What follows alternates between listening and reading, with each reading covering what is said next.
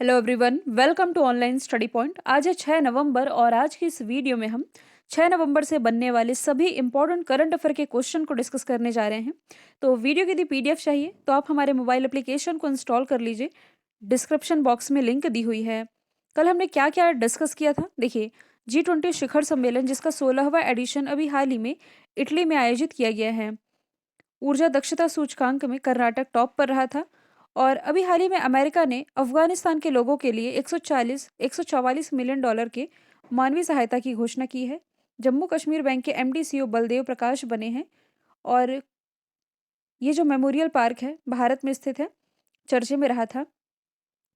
Facebook का नाम बदल करके मेटा कर दिया गया है। दुनिया की 65% आबादी मोबाइल का इस्तेमाल करती है। अभी हाल ही में ये रिपोर्ट रिलीज की गई थी। संपत्ति कर अभी हाल ही में यूएसए में प्रस्तावित किया गया है। कन्नड़ सिनेमा के पावर स्टार कहे जाने वाले अभिनेता पुनीत राजकुमार का निधन हुआ। डीआरडीओ और इंडियन एयरफोर्स के द्वारा भारत के पहले स्वदेशी बम का सफल परीक्षण किया गया है। साउथ कोरिया के द्वारा दुनिया के सबसे बड़े हाइड्रोजन ईंधन सेल बिजली संयंत्र का उद्घाटन किया गया है। और केंद्रीय मंत्री जितेंद्र सिंह ने मानव युक्त महासागर मिशन ये लॉन्च कर दिया है। भू अधिकार योजना की शुरुआत मध्य प्रदेश गवर्नमेंट के द्वारा की गई है। तो चलिए स्टार्ट करते हैं आज का हमारा पहला और इम्पोर्टेंट क्वेश्चन। ब्लू फ्लैग 2021 अभ्यास किस देश में आयोजित किया गया? तो इसका आयोजन अभी हाल ही में इजराइल में किया गया है। ब्लू फ्लैग जिसमें कि 8 देशों की जो एयरफोर्स है ये इसमें पार्टिसिपेट कर रही है। भारत की तरफ से 84 भारतीय वायुसेना के कर्मियों ने इसमें पार्टिसिपेट किया है। अब आप कह सकते हैं एक तरह का ये वॉर एक्सरसाइज है। मतलब कि वॉर एक्सरसाइज से रिलेटेड जो भी एक्सपीरियंस होते हैं और जो भी स्ट्रेटजी होती है ये 8 देशों की वायुसेना एक दूसरे के साथ साझा करेंगी इस ब्लू फ्लैग एक्सरसाइज में। ब्लू फ्लैग 2021 अभ्यास जो कि इजराइल में आयोजित हो रहा है। इजराइल की यदि हम बात करें तो इसकी कैपिटल है यरूशलेम, जो कि अल अक्सा मस्जिद के कारण चर्चे में आया था। करेंसी इजरायली न्यू शेकल है। प्राइम मिनिस्टर हाल ही में नफ्ताली बेनेट बनाए गए हैं और प्रेसिडेंट इसाक हर्जोग हैं। देखिए जो इजराइल है ये 15 जून को दुनिया की पहली मास्क फ्री कंट्री ये तो बना था, लेकिन अभी हाल ही में लगभग 4 से 5 दिन पहले यहाँ कोरोना का एक नया वेरिएंट AY4.2 ये पाया गया है और इसकी पुष्टि भी हो चुकी है। मैंने कल आप लोगों से 2 इम्पोर्टेंट सवाल पूछे थे जिसमें कि पहले का राइट आंसर एलन मस्क और दूसरे का राइट आंसर उत्तराखंड था। आप लोगों के लिए आज के 2 सवाल हैं। भारत का पहला रेडियो ओवर इंटरनेट प्रोटोकॉल कहाँ से लॉन्च किया गया? और शौकत मिर्जियोयव किस देश के फिर से राष्ट्रपति बन गए हैं? दोनों का आंसर आप लोग कमेंट बॉक्स में बताएंगे। और आज की इस वीडियो को लाइक करने का टारगेट है 10,000 लाइक का। वीडियो यदि पसंद आता है तो लाइक ज़रूर करेंगे। अगला क्वेश्चन है, हाल ही में किस देश ने विदेशी मुद्राओं के उपयोग पर प्रतिबंध लगाने की घोषणा की है? तो देखिए इसमें से जो अफगानिस्तान है इसने अभी हाल ही में ये ऐलान कर दिया है कि अफगानिस्तान में अब किसी भी तरह की विदेशी मुद्रा का पालन नहीं किया जाएगा, क्योंकि आप जानते ही हैं अफगानिस्तान में आ चुका है तालिबानियों का शासन। और तालिबान सरकार ने कहा है कि यही राष्ट्र के हित में, मतलब कि आम नागरिक, व्यापारी, छोटे व्यापारी, दुकानदार ये देश की ही मुद्रा यानी कि अफगान मुद्रा का ही उपयोग करेंगे। जैसे कि अफ़गानिस्तान की मुद्रा क्या है? अफ़गान अफ़गानी, तो इसी मुद्रा का इस्तेमाल किया जाए और यदि नहीं करते हैं तो उनके खिलाफ कार्यवाही की जाएगी। तो देश की करेंसी, मतलब कि देश में देश की ही करेंसी चलेगी, विदेशी मुद्रा यहाँ एक्सेप्टेड नहीं होगी। ऐसा फैसला किया गया है तालिबान सरकार के द्वारा। अफ़गानिस्तान की कैपिटल क्या है? तो ये है काबुल। करेंसी ये है अफ़गान अफ़गानी। बगराम एयरबेस चर्चे में था, जिससे कि 20 साल बाद अमेरिकी सेना ये इसे छोड़ करके जा चुकी है। अब देखिए इसने बैन किया है, मतलब कि विदेशों की करेंसी। वैसे ही यदि आप रिलेट कर सकें तो जो तुर्की है इसने अभी हाल ही में बिटकॉइन पर प्रतिबंध लगाया था। मतलब अब यहाँ बिटकॉइन का इस्तेमाल नहीं किया जाएगा। जबकि जो ब्रिटेन है ये अपनी नई डिजिटल करेंसी लाने जा रही है जिसे ब्रिटकॉइन के नाम से जाना जाएगा। तो बिटकॉइन अलग है और ब्रिटकॉइन अलग है, दोनों में आप कंफ्यूज नहीं होंगे। यदि आप फर्स्ट टाइम चैनल को विजिट कर रहे हैं तो चैनल को आप सब्सक्राइब कर लें, साथ ही बेल आइकन दबाना ना भूलें ताकि आप लोगों को हमारे सभी वीडियो की नोटिफिकेशन सबसे पहले मिल सके। फिर अगला क्वेश्चन है, हाल ही में विद्रोहियों के हमले के बाद किस अफ्रीकी देश में आपातकाल लागू हुआ है? तो देखिए इसमें से जो इथियोपिया है, इथियोपिया यहाँ भी हाल ही में आपातकाल यानी कि इमरजेंसी लगा दी गई है। ये जो पूरा मुद्दा है ना, मैं आप लोगों को बताऊं तो ये है पूरा टिग्रे वाला एरिया। मैं बेसिक से यदि आप लोगों को समझाना चाहूँ तो ये जो आप देख रहे हैं ना अफ्रीका का मैप है, जिससे कि कर्क रेखा, मकर रेखा और विषुवत रेखा तीनों ही गुजरती हैं। एकमात्र ऐसा महाद्वीप जिससे कि ये तीनों ही रेखाएं गुजर रही हैं। इसमें से ये जो हॉर्न ऑफ अफ्रीका वाला हिस्सा है, हॉर्न ऑफ अफ्रीका में 4 कंट्रीज आती हैं, सोमालिया, इथियोपिया, जिबूती और इरिट्रिया। इसमें से जो कंट्री इथियोपिया, तो इथियोपिया और इथियोपिया के पास में ही कुछ यहाँ स्थित है इरिट्रिया। तो दोनों के बीच का जो क्षेत्र है ये कहलाता है टिग्रे क्षेत्र। और ये कुछ समय पहले ही की बात है कि हाल ही में इथियोपिया सरकार ने कुछ समय पहले ही टिग्रे क्षेत्र के विरुद्ध संघर्ष की घोषणा की थी, जिसके कारण सैकड़ों लोगों की यहाँ मौत भी हो चुकी थी। तो ये टिग्रे है क्या? आप लोगों ने एक टर्म सुना होगा, TPLF, that is Tigray people liberation front, जो कि यहाँ का इस क्षेत्र का एक सैन्य संगठन है, जिसकी जो स्थापना है 1975 में की गई थी। क्यों की गई थी? तो इथियोपिया की तानाशाही सरकार के विरुद्ध टिग्रे क्षेत्र में रहने वाले जो लोग हैं उनकी रक्षा करने के लिए इस सैन्य संगठन की स्थापना की गई थी। अब लगातार इस संगठन के द्वारा इथियोपिया सरकार पर दबाव बढ़ाया जा रहा है और इन्हें धमकी दी जा रही है। और ये जो सिलसिला है ये 1 साल से ज़्यादा हो गया चलते। तो इसी बीच युद्ध तेज हो सकता है और स्थिति और बिगड़ सकती है। ये देखते हुए अभी हाल ही में इथियोपिया की जो सरकार है इसने आपातकाल लगा दिया है। तो इथियोपिया की कैपिटल अदिस अबाबा है, करेंसी इथियोपियन बिर।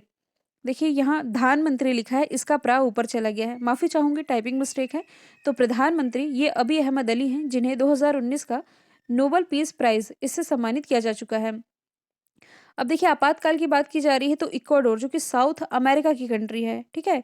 अभी ये हाल ही में आप लोगों ने सुना होगा ड्रग तस्करी के कारण यहाँ भी आपातकाल लगाया गया है, जिस हिसाब से यहाँ अपराध बढ़ रहे हैं, ठीक है।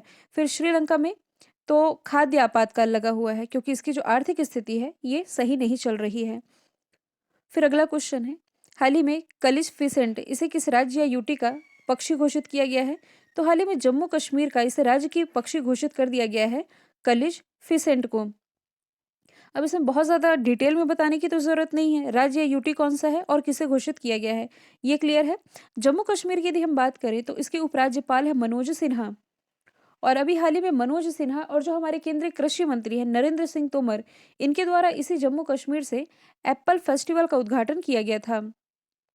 इसके अलावा दुनिया का सबसे लंबा रेल ब्रिज ये इसी जम्मू कश्मीर में बन रहा है, चिनाब नदी पर। और इसकी लंबाई की यदि हम बात करें तो ये है 1315 मीटर, जो कि नदी तल से 359 मीटर, लगभग आप कह सकते हैं कि 350 मीटर ऊंचाई पर स्थित है। Willow cricket bat Jammu Kashmir से रिलेटेड है, जिसे अभी हाल ही में जीआई टैग मिला है। देखिए कुछ समय पहले ही पंजाब सरकार के द्वारा जो गंगा नदी डॉल्फिन है ना, इसे राज्य की जलीय जीव घोषित किया गया था।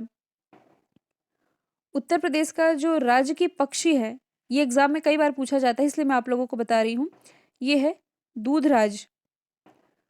यदि हम बात करें लद्दाख की तो हाल ही में लद्दाख के द्वारा इसका राज्य की पशु और पक्षी दोनों ही घोषित किया गया है। तो राज्य की पशु घोषित किया गया है हिम तेंदुआ को, यानी कि स्नो लेपर्ड को, और राज्य की पक्षी घोषित किया गया है ब्लैक नेक्ड क्रेन को। ठीक है, तो ये आप रिलेट करके याद रख सकते हैं। अगला क्वेश्चन है कि सोशल मीडिया कंपनी ने चेहरा पहचानने वाली प्रणाली फेस रिकॉग्निशन सिस्टम इसे बंद करने का फैसला किया है। तो ऐसा फैसला भी हाल ही में फेसबुक के द्वारा किया गया है। अब इसके द्वारा 1 अरब से अधिक लोगों के फेस प्रिंट ये मिटाए जाएंगे। अब देखिए ये जो फेशियल रिकॉग्निशन सॉफ्टवेयर था ना, इसका काम क्या था? तो फेसबुक पर जो अपलोड की जाने वाली तस्वीर होती है, इसकी पहचान कर ये यूज़र को बताता था, ताकि मौजूद लोगों को टैग किया जा सके। जैसे कि मान लीजिए आप लोगों ने, ये जो लड़की आप लोगों को दिख रही, मान लीजिए नेहा है, इसके बगल में अमित, सुमित, टमित या कुछ भी नाम है। अब इस लड़की को मान लीजिए इन्होंने ग्रुप सेल्फी ली है या ग्रुप फोटो ली है। अब ये चाहती है कि ये बाकी लोगों को टैग करे, तो ये सर्च करेगी ना अमित नाम से, तो ये फेस ये निकल करके सामने आ जाता है, जो कि इसके फ्रेंड लिस्ट में होते हैं। तो ये जो फेशियल रिकॉग्निशन सॉफ्टवेयर था, जो कि ये काम करता था, ये अब काम नहीं करेगा। इसकी ये जो फैसिलिटी थी ये बंद करने जा रहा है फेसबुक। फेसबुक की स्थापना 2004 में मार्क जकरबर्ग के द्वारा की गई थी। हेडक्वार्टर इसका कैलिफोर्निया यूएसए में है। और हाल ही में फेसबुक ने अपना नाम बदला है, ये बदल के कर लिया है मेटा, जो कि ग्रीक भाषा का शब्द है। अगला क्वेश्चन है, दिनेश पटनायक किस देश में भारतीय राजदूत नियुक्त किए गए हैं, यानी कि एम्बेसडर की बात की जा रही। तो जो कॉमनवेल्थ कंट्रीज होती है, यानी कि राष्ट्रमंडल देश, यहाँ हाई कमीशन की नियुक्ति होती है, यानी कि उच्चायुक्त की। जबकि जो नॉन कॉमनवेल्थ कंट्रीज होती है, यहाँ एम्बेसडर यानी कि राजदूत नियुक्त किए जाते हैं। तो दिनेश के पटनायक ये भी हाल ही में स्पेन में भारतीय राजदूत के रूप में नियुक्त किए गए हैं, जबकि कल मैंने आप लोगों को कल या परसों बताया था, रशिया में भारत के जो राजदूत बने हैं, ये पवन कपूर बने हैं। तो यदि हम बात करें दिनेश पटनायक, जिनकी इमेज आप देख पा रहे हैं, इनकी नियुक्ति स्पेन में की गई है एम्बेसडर के रूप में। स्पेन की कैपिटल है मैड्रिड, करेंसी है यूरो, प्राइम मिनिस्टर इसके हैं पेड्रो संचेज। स्पेन और मोरक्को, इन दोनों के बीच में एक स्ट्रेट है जिसे आप स्ट्रेट ऑफ जिब्राल्टर यानी कि जिब्राल्टर स्ट्रेट के नाम से जानते हैं, जिसके माध्यम से यूरोप और अफ्रीका महाद्वीप ये अलग होते हैं। अगला क्वेश्चन है, हाल ही में किस देश की संसद ने दिवाली को राष्ट्रीय अवकाश घोषित करने के लिए विधेयक पेश किया है? तो देखिए, हाल ही में अमेरिका में जो सांसद हैं, नाम है कैरोलिन बी मेलोनी। इन्हीं के नेतृत्व में यहाँ दिवाली को देश में यानी कि अमेरिका में राष्ट्रीय अवकाश घोषित किया जाए, इसके लिए एक विधेयक पेश किया गया है और संसद ने प्रतिनिधि सभा में इस अधिनियम की घोषणा की है। मतलब कि ये जो लाइट का फेस्टिवल है, इसके धार्मिक और ऐतिहासिक महत्व को बताते हुए अमेरिकी कांग्रेस में ऐसा प्रस्ताव पारित किया गया है कि जब दिवाली आए तो यहाँ भी राष्ट्रीय अवकाश घोषित किया जाए।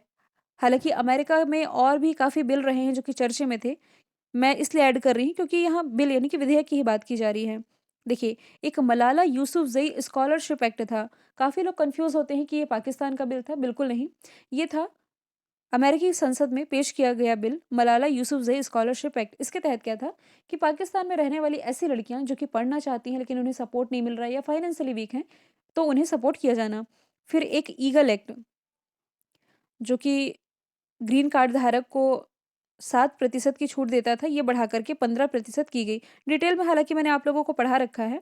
फिर एक टेक्सास का हार्ट बीट बिल विधेयक, जो कि अबॉर्शन से रिलेटेड था, ये भी चर्चे में रहा था।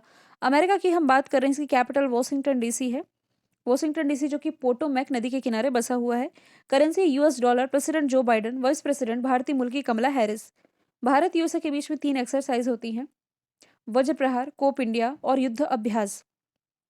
ग्रेट लेक की लोकेशन आप जानते हैं, गल्फ ऑफ मैक्सिको, जो कि अभी हाल ही में आइज ऑफ फायर यानी कि समुद्र में आग लगने की घटना कारण चर्चे में आया था। अगला क्वेश्चन है, आईसीसी टी20 बल्लेबाजी रैंकिंग में कौन सा खिलाड़ी टॉप पर है? तो अभी जो बैटिंग की रैंकिंग रिलीज की गई है, इसमें जो बाबर आजम है जो कि पाकिस्तान से बिलोंग करते हैं, बल्लेबाजी रैंकिंग में ये टॉप पर थे। जबकि कुछ दिन पहले मैंने आप लोगों को बताया था कि टी20 वर्ल्ड कप में सबसे ज्यादा विकेट लेने का रिकॉर्ड ये बना लिया है शाकिब अल हसन ने, जो कि बांग्लादेश से बिलोंग करते हैं। इन्होंने रिकॉर्ड तोड़ा था श्रीलंका के लसिथ मलिंगा का। आईसीसी की यदि हम बात करें, इंटरनेशनल क्रिकेट काउंसिल 1909 में स्थापना हुई। दुबई यूएई में इसका हेडक्वार्टर इसका स्थित है और ग्रेग बार्कले इसके अध्यक्ष हैं, जो कि न्यूजीलैंड से बिलोंग करते हैं। अगला क्वेश्चन है, बुकर पुरस्कार 2021 किसने जीता है? तो इस बार का जो बुकर पुरस्कार है, ये जीता डेमन गलगट ने, जिनकी इमेज आप देख पा रहे हैं। इनकी उपन्यास द प्रॉमिस के लिए ये इनका तीसरा उपन्यास था, जिसमें कि रंग भेद के बारे में इन्होंने बताया है। साउथ अफ्रीका के जो पूर्व प्रेसिडेंट रहे थे जैकब जुमा, इनकी पूरी तरह से ये स्टोरी है। अब जैकब जुमा का नाम आया है तो पहले भी मैंने आप लोगों को बताया है। देखिए, अभी न्यायालय की अवमानना करने पर इन्हें 15 महीने की, मतलब कि इन्हें सज़ा सुनाई गई थी न्यायालय के द्वारा। मतलब कि इन्हें प्रेज़ेंट होना था लेकिन नहीं गए थे, जिसके कारण इन्हें सज़ा सुनाई गई थी। इन्हीं पर बेस ये किताब है रंग-भेद को लेकर के। और बस यही कि आप लोगों को क्या ही स्टोरी तो याद रखनी नहीं है। 2021 का बुकर प्राइज़ किसने जीता है और किस लिए जीता है? तो द प्रॉमिस के लिए जीता है डेमन गलगट ने, ठीक है? अब देखिए, 2019 का ये जीता था मार्गरेट एटवुड बर्नडाइन एवरिस्टो, दोनों ने ही संयुक्त रूप से। 2020 का जीता सगी बैन ने, 2021 का डेमन गनगुट ने। फिर अगला क्वेश्चन है, किसानों को बेहतर क्वालिटी का बीज प्रोवाइड कराने के लिए उत्तम बीज पोर्टल, जो कि अभी हाल ही में किस राज्य ने लॉन्च किया है? ये भी हाल ही में, सॉरी, ऑप्शन ए, हरियाणा सरकार के द्वारा लॉन्च किया गया है उत्तम बीज पोर्टल। ये ऐसा पोर्टल है जिसके माध्यम से यदि किसी भी तरह का बीज, जिसके बारे में जो भी जानकारी इस पोर्टल में अपलोड की जाती है, तो किसान ये देख सकेंगे कि उनकी खेती के लिए कौन सा बीज अच्छा है, जिससे कि उनकी पैदावार अच्छी हो सके। और पैदावार अच्छी होगी तो ऑब्वियस है कि आमदनी भी बढ़ सकेगी। और ऐसा पोर्टल हाल ही में मनोहर लाल खट्टर के द्वारा लॉन्च किया गया है, जो कि यहाँ के मुख्यमंत्री हैं। राजधानी चंडीगढ़ आप लोगों को मालूम ही है। देखिए, जो गुरुग्राम हरियाणा है ना, इसी गुरुग्राम में भारत का पहला ग्रेन एटीएम यानी कि अनाज एटीएम ये लॉन्च किया गया। हिसार से यदि आप लोगों को याद होगा तो एयर टैक्सी सर्विस इसकी शुरुआत की गई थी। सुल्तानपुर और कलेसर दो यहाँ के नेशनल पार्क हैं। सुनामी जागरूकता दिवस जो कि हर साल 5 नवंबर को मनाया जाता है। World tsunami awareness day. तो जो प्राकृतिक आपदा होती है यानी कि सुनामी जैसे मुद्दों के बारे में दुनिया भर में लोगों में अवेयरनेस फैलाने के लिए ये दिवस मनाया जाता है। पहली बार ये 5 नवंबर 2016 को मनाया गया था, तब से ये मनाया जा रहा है। मैंने आप लोगों से जो कल सवाल पूछा था, इसका राइट आंसर क्या था? तो ये था साउथ कोरिया। आप लोगों के लिए आज का सवाल है, 5 से 11 साल तक के बच्चों के लिए फाइजर टीके को मंजूरी किस देश ने प्रदान की है? तो इसका जो भी आंसर कमेंट बॉक्स में आप बताएंगे। वीडियो यदि पसंद आया है तो लाइक कीजिए, शेयर कीजिए। चैनल को सब्सक्राइब करना ना भूलें। Thank you so much.